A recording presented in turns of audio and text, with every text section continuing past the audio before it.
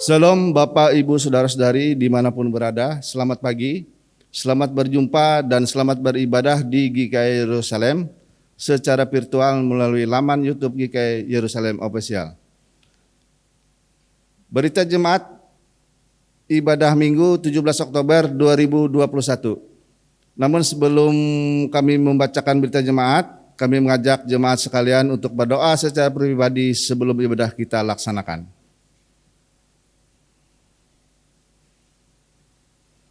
Pada kebaktian Minggu 17 Oktober 2021 pukul 9 waktu Indonesia Barat, pendeta yang melayani kita yaitu Pendeta Santi Miawati MTH dibantu oleh penetua dan diakon jemaat GKI Yerusalem. Pada minggu depan yaitu Minggu 24 Oktober 2021 pukul 9 waktu Indonesia Barat, pendeta yang melayani kita Pendeta Mulyadi MTH dibantu oleh penetua dan diakon jemaat GKI Yerusalem. Tema Natal PGI KBI 2021 yaitu Cinta Kasih Kristus yang Menggerakkan Persaudaraan. Kami ulangi, tema Natal PGI KBI 2021 yaitu Cinta Kasih Kristus yang Menggerakkan Persaudaraan. Bidika 1 Petrus 1 ayat 22. Panitia Pembangunan Gereja GKI Yerusalem menyampaikan terima kasih kepada anggota jemaat yang telah memberikan bantuan dana untuk menyelesaikan pekerjaan atap Gereja GKI Yerusalem dan sudah diterima oleh panitia pembangunan. Tuhan Yesus memberkati. Mohon dukungan doa dari anggota jemaat bagi anggota jemaat yang sakit, baik yang dirawat di rumah maupun dirawat di rumah sakit. Selamat berulang tahun bagi warga jemaat yang berulang tahun kelahiran dan ulang tahun pernikahan sepanjang minggu ini.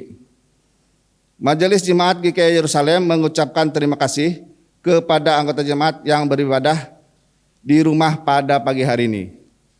Majelis Jemaat GKI Yerusalem mengucapkan terima kasih kepada pendeta yang menyampaikan firman Tuhan dan penetua diakon serta seluruh petugas yang melayani pada kebaktian minggu ini. Demikian berita jemaat pada minggu ini. Selamat beribadah kepada jemaat sekalian. Tuhan Yesus memberkati. Selamat beribadah pada hari Minggu hari ini. Baiklah, kita mempersiapkan diri sebelum kita menerima potom dan salam. Jemaat kami undang untuk berdiri. Kita menyanyikan dari NKB nomor 7, bait yang pertama dan bait yang kelima.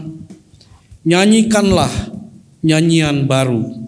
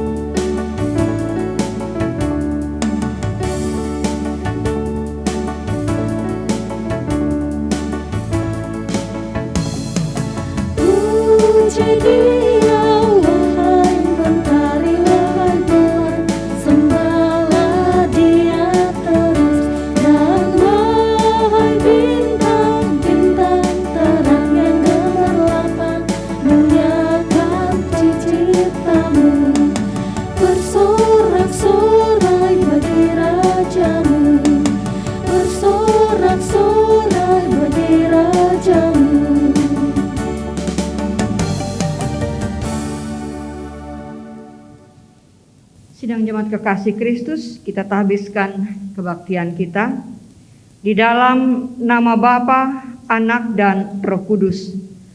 Dan Ia Tuhan damai sejahtera kiranya mengaruniakan damai sejahtera-Nya kepada kamu. Dan kepada saudara juga.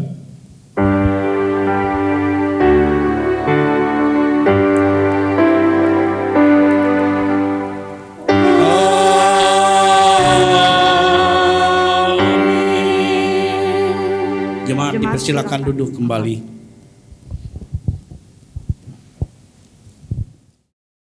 Jemaat menyanyi dari kidung pujian Pertolonganmu.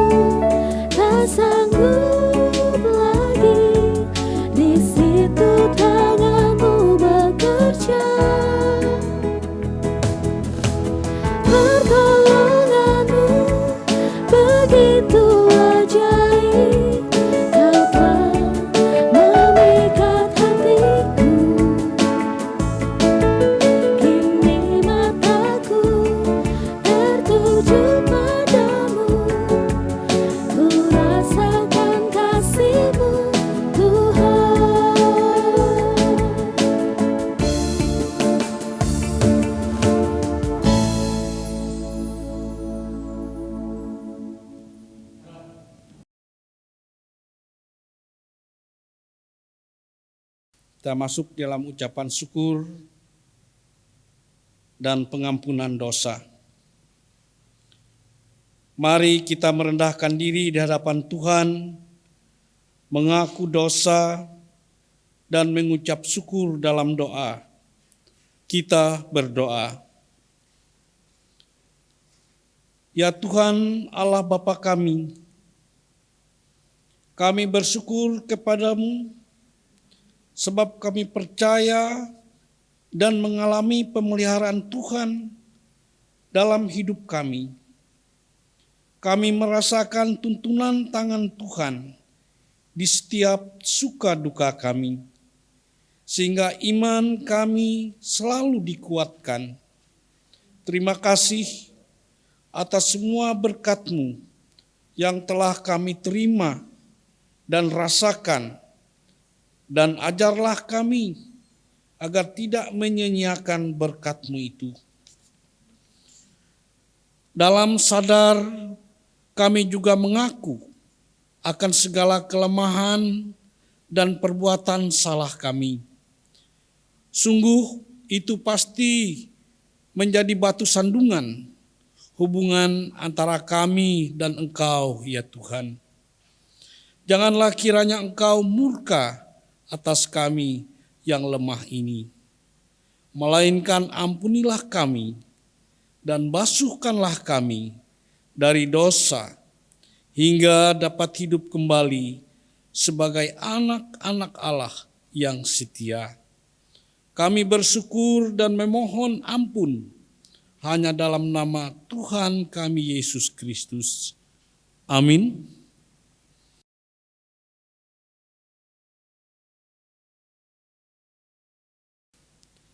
Pembacaan Alkitab. Marilah kita mendengarkan firman Allah yang tertulis di dalam kitab Ayub pasal 38 ayat 1 sampai dengan ayat yang ke-7. Ayub pasal 38 ayat 1 sampai dengan 7. Dengan perikop kekuasaan Tuhan di alam semesta. Maka dari dalam badai Tuhan menjawab Ayub, siapakah dia yang menggelapkan keputusan dengan perkataan-perkataan yang tidak berpengetahuan? Siapkanlah engkau sebagai laki-laki.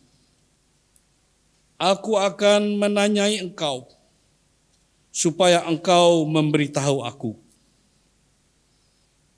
Di manakah engkau ketika aku meletakkan dasar bumi?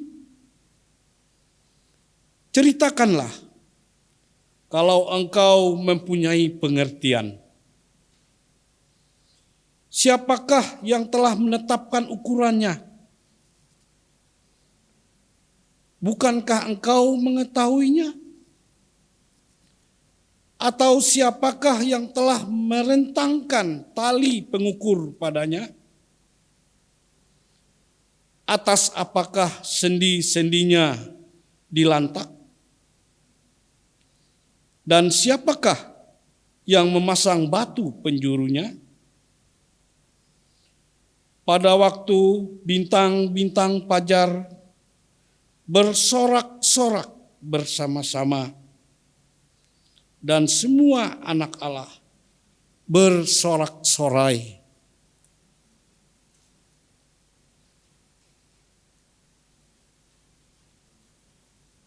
Demikian pembacaan Alkitab. Yang berbahagia ialah mereka yang mendengarkan firman Allah dan memeliharanya. Kita sambut pembacaan Alkitab tadi dengan menyanyi dari kidung pujian pribadi yang mengenal hatiku.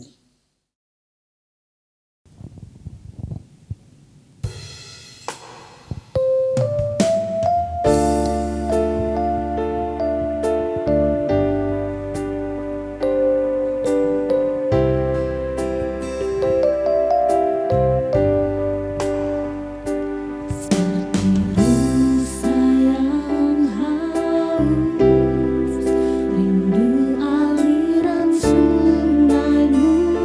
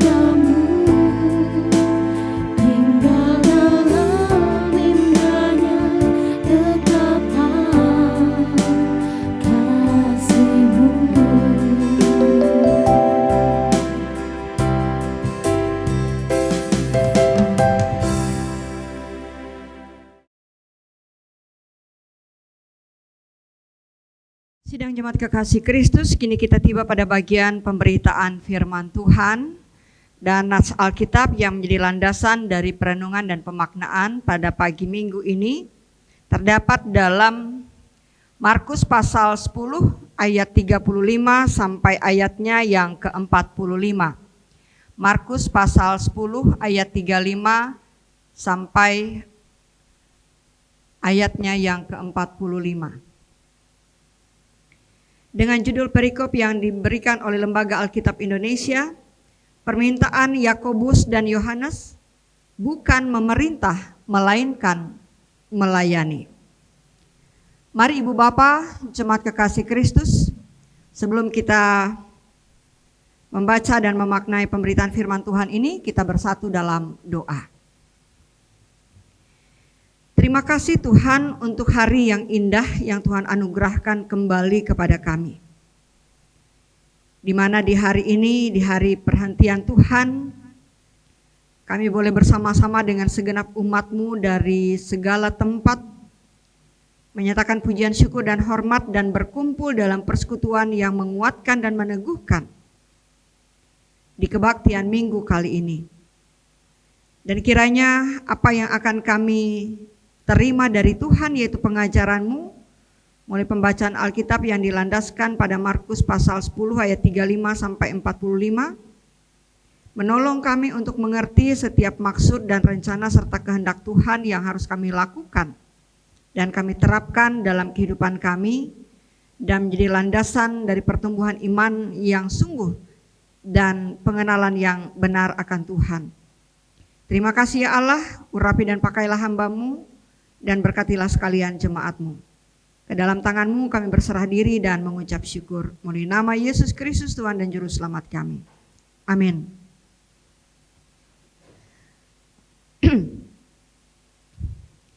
Ibu Bapak Saudara Jemaat Kekasih Kristus, dituliskan dalam Markus pasal 10 ayat 35 sampai 45 demikian. Lalu Yakobus dan Yohanes, anak-anak Zebedeus, mendekati Yesus dan berkata kepadanya, "Guru, kami harap supaya Engkau kiranya mengabulkan suatu permintaan kami." Jawabnya kepada mereka, "Apa yang kamu kehendaki aku perbuat bagimu?" Lalu kata mereka, "Perkenankanlah kami duduk dalam kemuliaan-Mu kelak, yang seorang lagi di sebelah kanan-Mu dan yang seorang di sebelah kiri-Mu." Tetapi kata Yesus kepada mereka, "Kamu tidak tahu apa yang kamu minta. Dapatkah kamu meminum cawan yang harus kuminum dan dibaptis dengan baptisan yang harus kuterima?" Jawab mereka, "Kami dapat." Yesus berkata kepada mereka, "Memang kamu akan meminum cawan yang harus kuminum dan akan dibaptis dengan baptisan yang harus kuterima. Tetapi hal duduk di sebelah kananku atau di sebelah kiriku, aku tidak berhak memberikannya. Itu akan diberikan kepada orang-orang bagi siapa itu telah disediakan." Mendengar itu, ke-10 murid yang lain menjadi marah kepada Yakobus dan Yohanes. Tetapi Yesus memanggil mereka lalu berkata, "Kamu tahu bahwa mereka yang disebut pemerintah bangsa-bangsa memerintah rakyatnya dengan tangan besi, dan pembesar-pembesarnya menjalankan kuasanya dengan keras atas mereka. Tidaklah demikian di antara kamu. Barang siapa ingin menjadi besar di antara kamu, hendaklah ia menjadi pelayanmu. Dan barang siapa ingin menjadi yang terkemuka di antara kamu, hendaklah ia menjadi hamba untuk semuanya. Karena Anak Manusia juga datang bukan untuk dilayani, melainkan untuk melayani dan untuk memberikan nyawanya menjadi tebusan bagi banyak orang." Demikian dituliskan untuk kita cermati dan kita pahami bersama.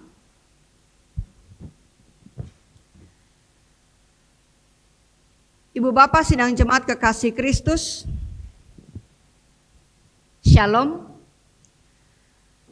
Hari ini apa yang hendak diketengahkan membawa kita kepada satu perenungan, yaitu kalau kita bicara soal keinginan seseorang untuk menjadi besar atau menjadi terkemuka, itu nampaknya memang menjadi kerinduan dari banyak orang. Ya. Siapa sih yang tidak ingin dikenal, dan tentu menjadi kesenangan atau kebahagiaan tersendiri ketika kita berada pada suatu tempat dan kita tahu bahwa orang mengenal kita. Entah karena status, entah karena jabatan, entah karena pekerjaan, entah karena keadaan kehidupan kita. Contohnya misalnya orang tahu mungkin karena kita kaya, karena kita mapan, karena kita beruang dan lain sebagainya dan seterusnya. Nah, nampaknya situasi yang tengah diperhadapkan kepada kita pada hari ini menjadi satu perenungan tersendiri yang tentu dapat kita pahami dengan lebih cermat. Karena ketika nats kita dimulai dari pembacaan tentang permintaan Yohanes dan Yakobus, dan ketika saya melihat dari latar belakang penulisan ini, mereka berdua ditemani oleh ibunda mereka. Dan ibunda mereka ini bernama Salome, seorang saudara perempuan dari Maria ibu Yesus. Artinya Yakobus dan Yohanes juga bisa dikatakan sebagai sepupu Yesus. Nah, pertanyaan pertama, karena hal ini bisa dan sering kali atau acap kali kita jumpai. Apakah ada arahan kepada persekongkolan rohani sehingga Salome atau ibunda Yakobus dan Yohanes bersama kedua anaknya berani mengajukan permintaan itu kepada Yesus. Ya. Tetapi apa yang kemudian menyentak kita adalah ketika Yesus kemudian menjawab. Tidak dengan kalimat seperti yang diharapkan oleh mereka, yaitu boleh atau tidaknya atau dapatkah ia memenuhi permintaan mereka, karena Yesus memang tidak berjanji tentang hal itu. Tetapi ia mengatakan bahwa karena situasinya pada saat itu memang sebenarnya cukup mencekam dalam arti kalau kita membaca dalam nats sebelumnya, situasi itu masih dalam suasana ketika Yesus tengah membicarakan penderitaannya. Apa yang akan terjadi pada dirinya. Nah, oleh sebab itu ia kemudian mengatakan, kata Yesus kepada mereka, kamu tidak tahu apa yang kamu minta. Dapatkah kamu meminum cawan yang harus kuminum dan dibaptis dengan baptisan yang harus kuterima? Ya. Dengan spontan mereka kemudian menjawab dan mengatakan kembali, kami dapat. Ibu bapak saudara dan jemaat kekasih Kristus. Apa yang hendak diketengahkan dalam hal ini tentu tidak semata-mata harapan. Tidak semata-mata keinginan yang besar untuk mendapatkan apa yang ingin diperoleh atau apa yang diminta. Dan Yesus memahami situasi ini. Yesus tahu betul apa yang ada dalam hati dan pikiran mereka. Oleh sebab itu, ketika kemudian Yesus menjawab dengan kalimat tadi, dan itu nampaknya mengundang reaksi dari ke-10 murid yang lain, sehingga mereka dikatakan menjadi marah terhadap Yakobus dan Yohanes. Nah, pertanyaan kedua, apakah dengan mereka menjadi marah maka apa yang mereka lakukan itu menjadi lebih baik? Nyatanya juga tidak. Karena dalam situasi ini kita tahu dalam cerita yang lain, murid-murid Yesus memang juga sempat memperdebatkan bahwa siapa nanti di antara mereka yang akan menjadi terbesar. Siapa yang menjadi terutama, siapa yang diutamakan. Nah, ketika kemudian kali ini dalam konteks penderitaan yang hendak disampaikan oleh Yesus, Yesus mengatakan, dapatkah kamu meminum cawan yang harus kuminum dan dibaptis dengan baptisan yang harus kuterima? Dan ketika jawaban balik kembali dinyatakan oleh Yakobus dan Yohanes, kami dapat. Yesus mengiyakan, ya memang kamu harus meminum. Kalau kita bisa membahasakan seperti itu. Memang kamu akan meminum cawan yang harus kuminum dan akan dibaptis dengan baptisan yang harus kuterima. Tapi tentu bukan itu yang dikehendaki. Tentu bukan itu yang hendak disampaikan. Oleh sebab itu Yesus juga tidak merespon reaksi yang dikatakan sebagai kemarahan 10 murid yang lain. Tapi ia mengajak mereka untuk merenungkan makna dari pernyataannya. Makna dari pengajarannya.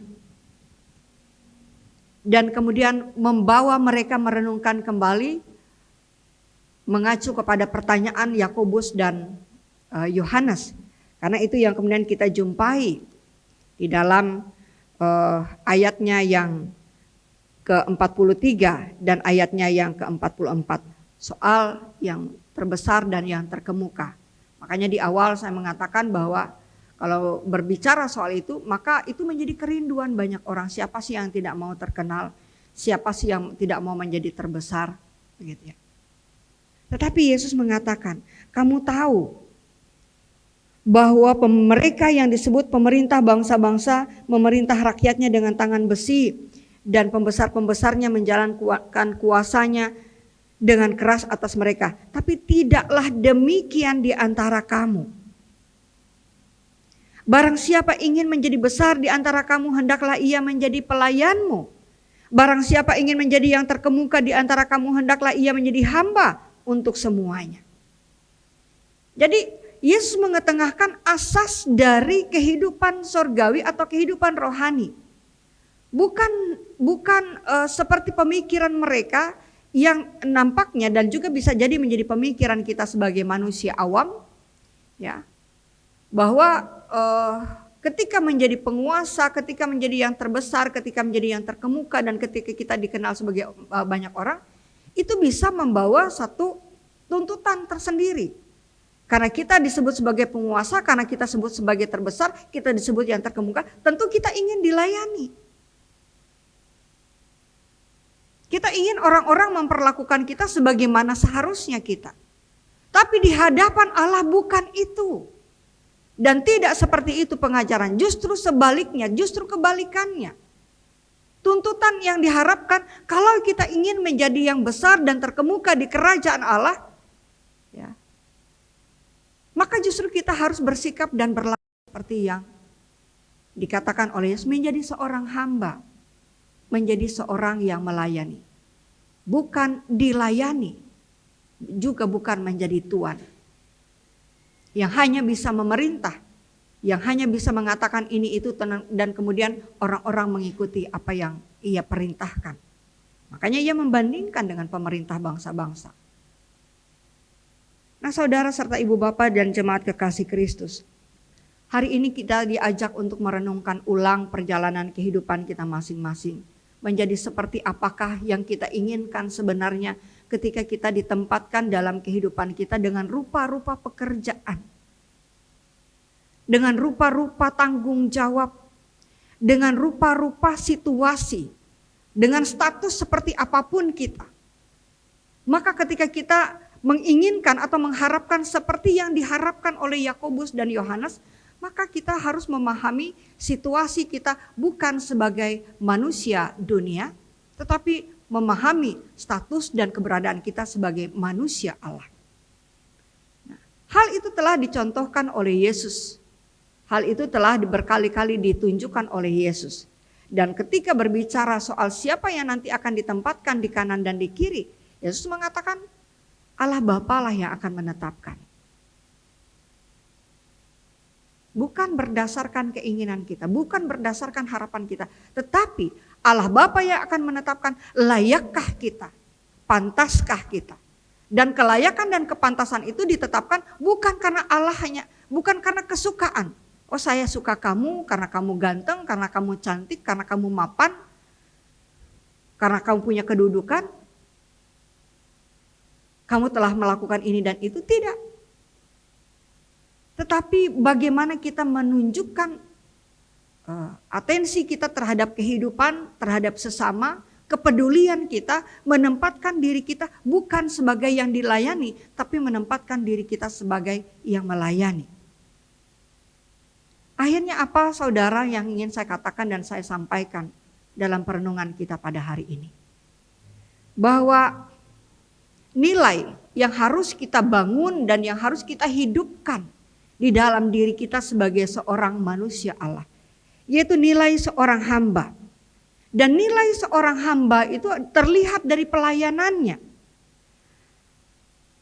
Hamba yang tidak melayani, maka ia sama sekali tidak punya nilai. Namanya juga sudah hamba, berarti tugasnya adalah melayani. Dan kita sebagai manusia Allah adalah orang-orang yang telah ditempatkan oleh Allah, adalah orang-orang yang telah ditempatkan oleh Allah untuk melayani. Melayani sesama, melayani sesuai dengan tugas dan tanggung jawab kita, dengan kerendahan hati, dengan ketulusan, dengan keikhlasan, dengan kerelaan, dengan ketekunan, dengan penuh tanggung jawab. Karena kita bukanlah tuan atas hidup kita sendiri. Di hadapan Allah kita adalah hamba. Dan sekali lagi nilai seorang hamba dilihat dari pelayanannya.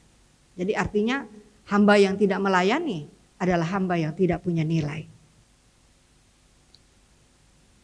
Hamba yang tidak bekerja untuk dirinya, tapi dia bekerja untuk tuannya. Siapa tuan kita? Yaitu Allah sendiri. Jadi kita tidak bekerja hanya untuk menyenangkan diri sendiri. Kita bekerja melayani untuk menyenangkan hati Tuhan. Dan sebagai orang Kristen kita harus menganggap semua orang yang merupakan implementasi atau keberadaan Allah. Seperti cerita seorang Maria yang ketika dekat masa Natal, ia berharap bahwa ia dapat berjumpa dengan Tuhan. Seorang perempuan yang bernama Maria ini kemudian kepadanya disampaikan bahwa Tuhan akan datang dan bertamu ke rumahnya. Akhirnya ia menyediakan dirinya sedemikian rupa. Dan ia menunggu dengan pakaian yang baik, dengan hidangan yang telah disiapkan. Pada saat ia menunggu, tiba-tiba datang mengetuk pintu rumahnya. Seorang ibu membawa anaknya dalam gendongan. Pengemis meminta makan. Ia menolaknya, jangan ganggu. Saya sedang menunggu tamu penting. Berikutnya beberapa waktu lagi datang seorang tua renta yang bertongkat. Yang juga berharap ia diberikan makanan. Tapi Maria kembali menolak. Dan akhirnya datang seorang anak muda dengan pakaian lusuh, dengan ransel, dan meminta, bisakah dia mendapatkan sedikit bantuan karena ia telah mengembara dan merasa lelah. Tapi Maria pun tidak mau membantu. Nah, apa yang akhirnya terjadi ketika ia sendiri lelah menunggu? Tuhan datang kepadanya dan berkata, engkau tidak menerima aku karena aku datang dalam sosok seorang ibu dan anak yang mengemis. Aku datang dalam sosok orang tua renta. Aku datang dalam sosok orang muda yang lusuh. Nah, sama halnya dengan apa yang kita bisa lakukan. Karena seringkali ketika kita berada dalam perjalanan hidup kita, ketika kita mengkaitkan status kita dengan apa yang kita lakukan dan kita tunjukkan kepada orang-orang, bisa jadi kita tidak mau berhubungan dengan sembarang orang. Karena kita pikir mungkin tidak selevel, tidak sama statusnya dengan kita. Ketika ada yang membutuhkan bantuan, kita meneliti, kita menyelidik apakah ini bisa saya bantu atau tidak. Semuanya kita perhitungkan secara manusiawi. Tapi dikatakan dalam nats kita ini, sebagai orang Kristen kita harus menganggap semua orang itu adalah tuan-tuan yang selayaknya kita layani.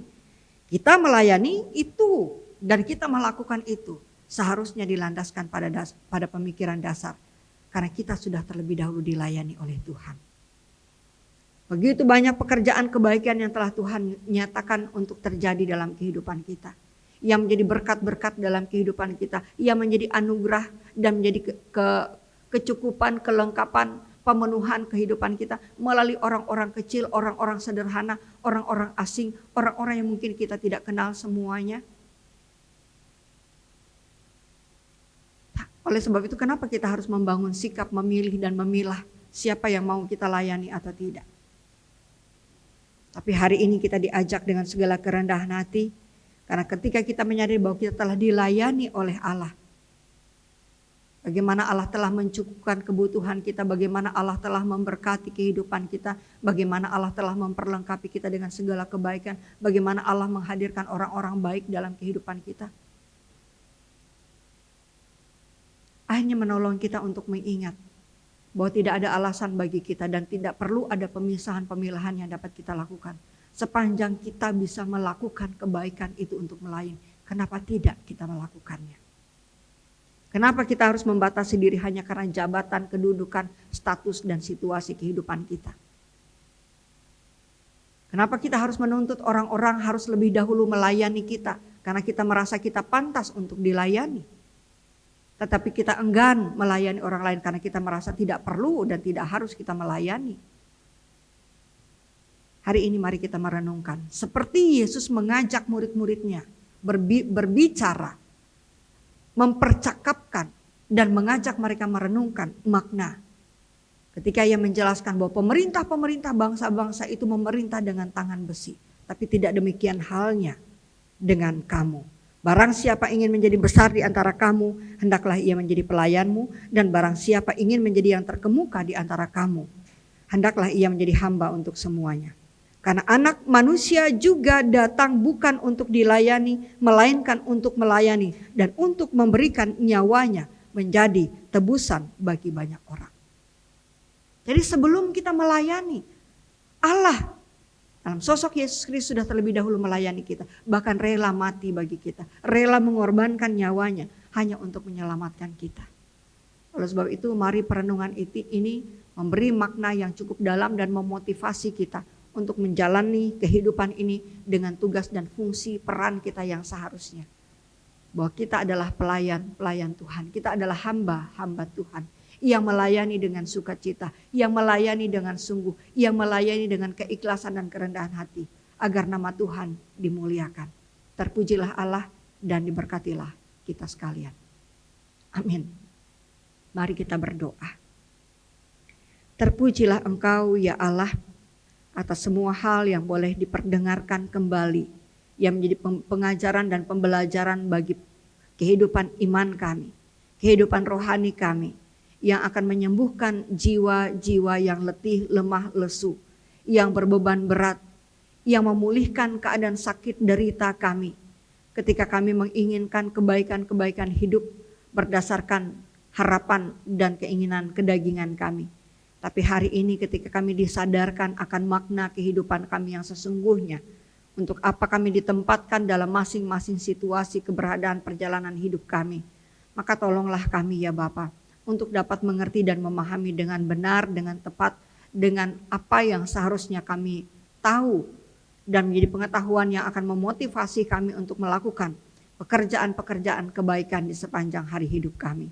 Untuk itu kami serahkan semua jemaat-Mu dimanapun berada. Jemaat-jemaat yang mendengar kabar baik, berita sukacita, firman Tuhan. Agar sungguh-sungguh kami hidup sebagai pelaku-pelaku firman.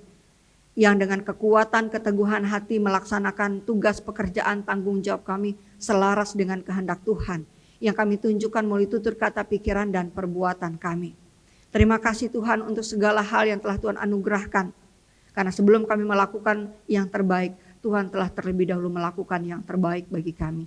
Sebelum kami dapat dan mampu melayani sebagaimana seharusnya, sesungguhnya Tuhan telah terlebih dahulu melayani kami. Oleh sebab itu, layakan kami untuk memberi dan berserah diri kepada Tuhan, dipakai dan dibentuk oleh Tuhan, seraya mendoakan banyak orang yang kami bawa dalam doa kami pada pagi hari ini. Yaitu mereka yang kami sebut sebagai pemerintah-pemerintah bangsa kami. Agar mereka dapat menunaikan tugas, kewajiban, dan tanggung jawab kami dengan sungguh dalam ketaatan kepada Tuhan, dalam kepatuhan dan kesetiaan sebagai umat Allah. Dengan demikian, setiap pekerjaan menghasilkan dan membuahkan keputusan yang mendatangkan sukacita, damai, dan sejahtera di tengah-tengah kehidupan berbangsa dan bernegara kami. Dan segenap umat manusia yang berseru kepadamu ya Aba, ya Bapa, juga kemudian dapat menjalankan dan menunaikan tugas pekerjaan tanggung jawabnya sesuai porsi dan tanggung jawabnya, baik ia sebagai aparatur sipil negara, sebagai pekerja swasta, sebagai pelayan masyarakat, sebagai karyawan, sebagai pribadi-pribadi yang telah dipenuhi dengan sukacita karena kasih setia dan kemurahan Tuhan. Sehingga muncul dan keluar dengan sendirinya keinginan dan motivasi yang besar, motivasi yang baik untuk melayani orang-orang yang ada dan berjumpa dan hadir dalam kehidupannya. Yang kemudian menempatkannya dalam peristiwa yang datang silih berganti, yang menempa setiap pribadi dan membentuk kepribadian kami dalam menjalankan tugas fungsi dan peran kami sebagai manusia Allah. Terima kasih Tuhan. Kami mendoakan saudara-saudara kami yang juga dalam pelbagai kondisi dan keadaan yang kami sebut sebagai lanjut usia, mereka yang janda, duda, anak yatim piatu, setiap orang tua yang punya tugas tanggung jawab atas hidup rumah tangga berkeluarga, anak-anak yang belia, yang dalam masa pertumbuhan, yang berada dalam kelas katekisasi, dalam dunia pendidikan, yang sedang menempuh masa-masa perkuliahan, dan bahkan anak-anak kami yang tengah berkutat dan bergelut dalam mencari pekerjaan ataupun yang sudah dalam dunia kerja. Biarlah seluruh keberadaan kami ada dalam penanganan Tuhan, dan masing-masing dalam rentang usia dan jenjang pemikiran yang berbeda. Kami memiliki hati yang kuat untuk melayani satu dengan yang lain, menopang satu dengan yang lain, dan menjalankan tugas fungsi peran kami yang seharusnya sebagai hamba yang melayani manusia Allah yang bekerja, yang bergerak karena tuntunan kuasa Roh Kudus dalam dirinya. Kami mendoakan anggota-anggota jemaat kami dalam berbagai situasi, yang berbahagia karena kelahiran anggota baru, yang berbahagia karena ulang tahun perkawinan, ulang tahun kelahiran, pekerjaan-pekerjaan baik yang boleh diselesaikan, tugas-tugas yang boleh dipertanggungjawabkan, dan harapan-harapan yang boleh diwujudkan, serta pergumulan yang boleh diperjuangkan, karena di dalamnya selalu ada tangan Tuhan yang kekal merangkul dan menolong kami. Oleh sebab itu ketika kami juga mendoakan mereka yang setengah sakit, yang sedang berbeban berat, yang terpapar virus, yang berjuang untuk memperoleh kesembuhan, yang tengah mengharapkan pemulihan karena luka hati, karena kehilangan atau karena duka cita, maka jamahlah, urapi dan berkatilah kami ya Allah. Kasihanilah kami dan layakkan kami untuk terus ada di hadapan Tuhan dan menyuarakan kebenaran Tuhan melalui perjalanan hidup kami dengan segala lika-likunya, dengan peristiwa yang datang silih berganti, menguatkan, meneguhkan, mengokohkan, dan menolong kami bertumbuh dalam iman yang benar, dalam pengharapan yang teguh, dalam kasih yang menguatkan, dan dalam pengharapan yang besar hanya kepada Tuhan. Inilah doa syukur kami ya Bapa, dan layakkan kami juga mendoakan kehidupan bergereja berjemaat di lingkungan jemaat GKI Yerusalem ini. Kelanjutan pembangunan rumah Tuhan yang akan terus berlangsung, dan biarlah dapat dilaksanakan sebagaimana sepatutnya. Setiap hati yang berbagi, setiap tangan yang memberi, setiap doa yang terucap, dan setiap pekerjaan yang dapat dilaksanakan. Maka melalui panitia pembangunan dan pekerja-pekerja yang telah ditugaskan, maka berkat Tuhan dinyatakan dan semua kami bersinergi satu dengan yang lainnya untuk saling menopang, saling menolong, dan saling melengkapi. Sehingga dengan apa yang dapat kami lakukan, pembangunan rumah Tuhan dapat diselesaikan tepat pada waktunya dan dapat difungsikan sebagaimana seharusnya sebagai rumah Tuhan. Dan di tengah-tengah pelayanan gereja yang sudah mulai berlangsung dan diaktifkan kembali, kami dapat menjalankan tugas tanggung jawab kami sebagai pendeta, penatua, diakon, pekabar Injil, guru agama, pengurus kategorial, guru sekolah minggu. Dan biarlah ini menjadi bagian dari tanggung jawab iman kami terhadap Tuhan yang telah menempatkan kami dalam hidup keberagaman dan hidup persekutuan. Terpujilah namamu ya Allah. Kami mendoakan harapan-harapan hidup di masa yang akan datang, dengan segala yang masih harus kami hadapi, dengan segala yang masih harus kami waspadai. Dan biarlah dengan ketekunan dan rasa percaya yang utuh, tidak mudah diombang-ambingkan oleh berbagai hal yang dapat menggoyahkan kehidupan iman kami, layakkan kami berserah diri kepada Tuhan dan berseru berdoa kepadamu melalui doa bersama kami. Bapa kami yang ada di sorga, dikuduskanlah namamu.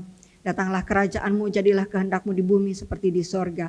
Berikanlah kami pada hari ini makanan kami yang secukupnya, dan ampunilah kami akan kesalahan kami, seperti kami juga mengampuni orang yang bersalah kepada kami. Janganlah membawa kami ke dalam pencobaan, tapi lepaskanlah kami daripada yang jahat. Karena Engkau yang punya kerajaan dan kuasa dan kemuliaan sampai selama-lamanya. Amin.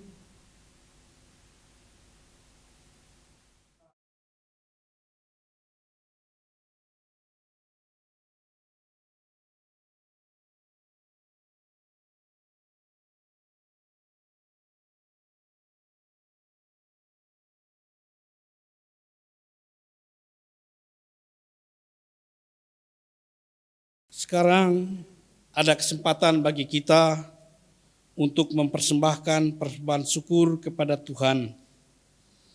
Namun sebelumnya dengarkanlah firman Tuhan tentang persembahan. Kepada Tuhan, hai suku-suku bangsa, kepada Tuhan sajalah kemuliaan dan kekuatan. Berilah kepada Tuhan kemuliaan namanya. Bawalah persembahan dan masuklah ke pelatarannya. Mari kita berdoa. Allah pencipta langit dan bumi, yang telah menabur segala berkat di dalam kehidupan di tengah-tengah dunia ini. Kami selaku umat-Mu, umat yang telah Engkau berkati, hidup di tengah-tengah dunia ini untuk memperoleh berkat yang telah Engkau berikan di dalam kehidupan kami. Pada saat ini sidang jemaat-Mu akan memberikan persembahan syukur kehadirat-Mu. Apakah itu persembahan hari ulang tahun? Apakah itu persembahan ucapan syukur hari ulang tahun pernikahan? Apakah itu ucapan syukur karena memperoleh berkat yang berlimpah di dalam kehidupan kami? Oleh sebab itu kami mempersembahkan ini semua ya Tuhan ke dalam tangan-Mu. Kiranya apa yang kami berikan berupa materi, Tuhan berkati, agar ini dapat kami pergunakan untuk kehidupan pertumbuhan gereja-Mu di dalam dunia ini. Demikian juga kami mempersembahkan selebih daripada itu, yaitu tubuh, jiwa, dan roh kami ke dalam tangan-Mu. Di dalam nama Tuhan Yesus Kristus, kami memperalaskan doa persembahan kami ini. Amin. Sementara jemaat mempersembahkan persembahan syukurnya, jemaat menyanyi dari NKB nomor 134, bait yang pertama sampai seterusnya, persembahan selesai dijalankan. Terima kasih ya Tuhanku.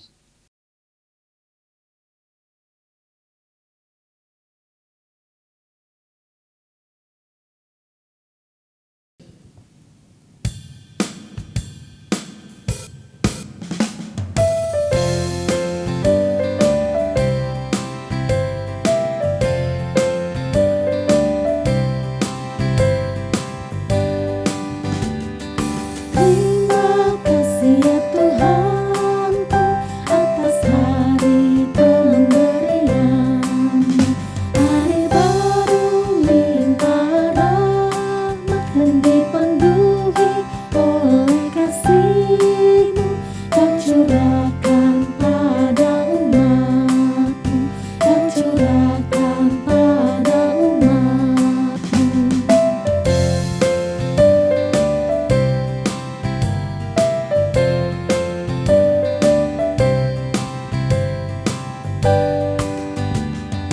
Terima kasih atas waktu yang Kau tawarkan padaku, agar dalam masa muda aku belajar tentang kasih-Mu yang besar dan mulia itu, yang besar dan mulia itu.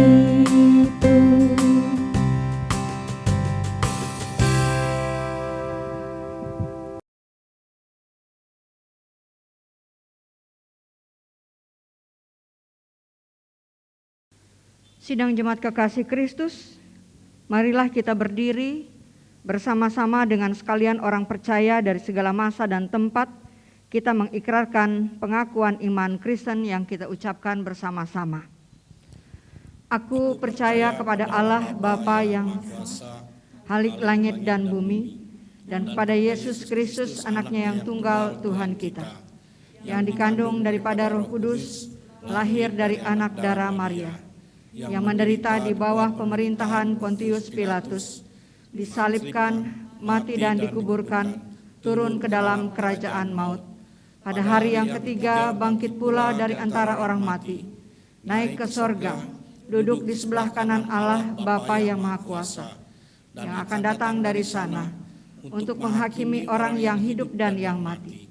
Aku percaya kepada Roh Kudus, gereja yang kudus dan am, persekutuan orang kudus, pengampunan dosa, kebangkitan daging, dan hidup yang kekal.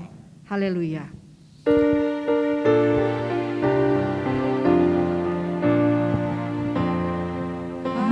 Haleluya, haleluya, haleluya.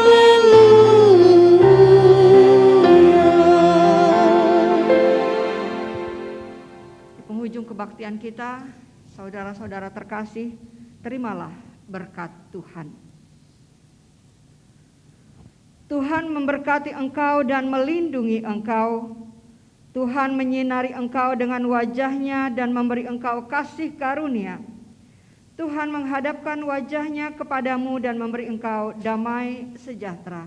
Amin.